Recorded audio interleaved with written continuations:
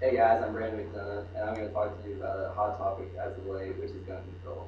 Seems like every time I turn on the TV, we're always just every time I turn on the TV, there's another shooting or some kind of tragic event. And this issue is very important to me because in my hometown in Atlanta, there was actually a 27-year-old that was murdered in our house. And I feel like if she would have had a firearm in the house or some way of protecting herself, this could have been averted. There are many things that could have prevented the shooting in Connecticut from happening.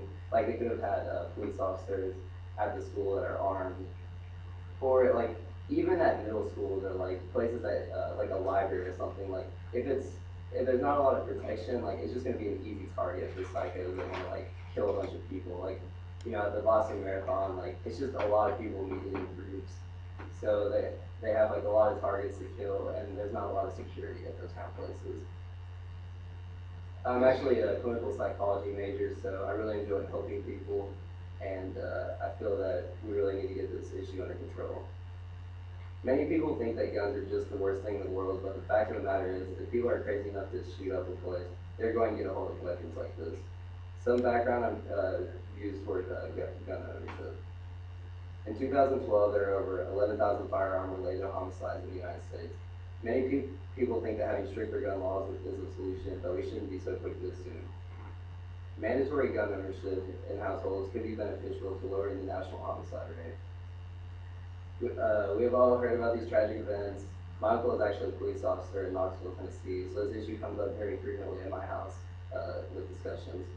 If cities would pass a mandatory law to make gun ownership mandatory in houses, it would help decrease homicide rates.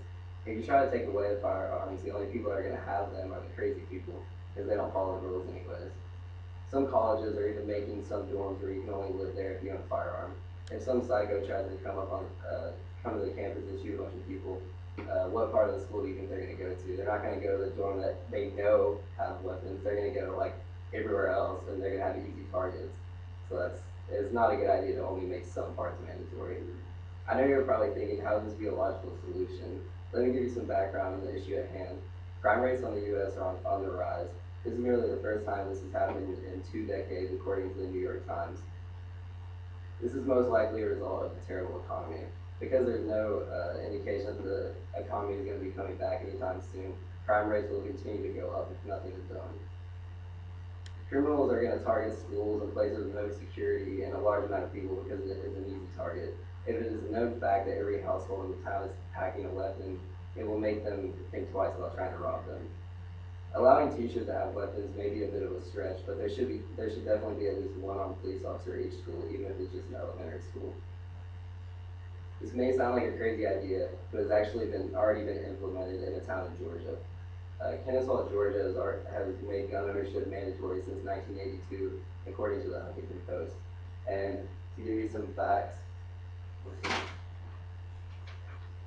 says right here that in Kennesaw, Georgia, there's a 0.3 homicide per year rate, which is the lowest in the country. And the Kennesaw is the place where they have mandatory gun ownership. And then in Kennesaw, there's 4.2 robberies per year, which is an insanely low rate. So they have a low crime rate. Some of the things that would be necessary for this to happen. A good start to solving this problem would be for cities to vote on whether they would be open to this idea or not. There could be more discussion on whether teachers should be armed and store clerks as well. Putting armed police officers at every school in each county would also be a good idea. Something really needs to be done to get these shootings under control. Crime rates should go down if it is a known fact that everyone has a firearm. Kennesaw, Georgia has one of the lowest crime rates in the U.S., as I said, and the city of Maine is proposing to do the same thing, following in their footsteps. It is unfortunate, but attacks on schools are becoming more and more common, and there are no signs of this stopping. With the economy the way it is, there are more and more crimes being committed, and there is no reason to not be prepared. No one likes to think about things like this, but they are happening more frequently than ever. Of course, the Boston Marathon and then the shooting at the movie theater in Aurora, Colorado.